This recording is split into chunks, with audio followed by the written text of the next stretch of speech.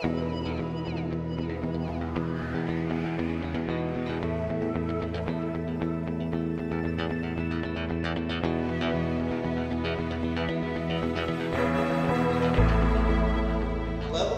and welcome to this short video tutorial on how to operate the Flip video camera with some useful technical advice.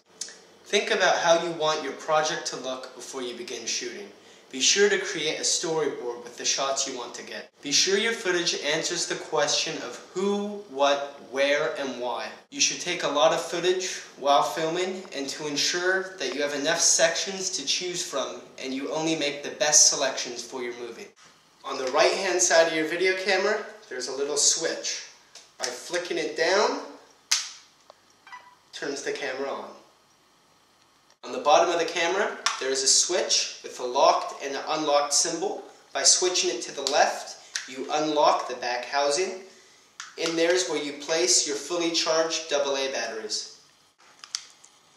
Once the camera is on, you press the red button in the middle to begin recording. To avoid shaky shots, you can either use a tripod to stabilize your camera or another steady surface. If you need to shoot holding the camera in your hands, be sure to keep your elbows close to your body, or you can lean against a steady surface. This is the Flip underwater camera housing. There's a dial on the top of the casing with a little knob. Flip the knob up and turn the dial to the left.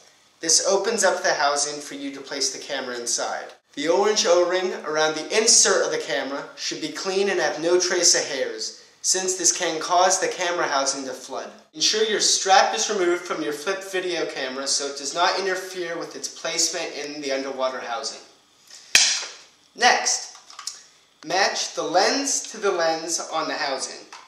Match the back dials to the back dials and close the housing like so.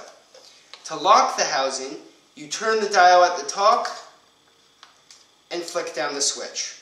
You are now ready to go underwater. Avoid shooting in low light to avoid dark film. When shooting in sunny conditions, be aware of the sun's location and do your best to have it at your back to avoid a shadowed subject. Don't be afraid to move around in search of good lighting conditions. Zooming and panning can create a dizzy effect, which does not translate well onto the internet. Instead of zooming in and out, move the camera itself. Limit your pan shots and pace them so as not to confuse your viewer.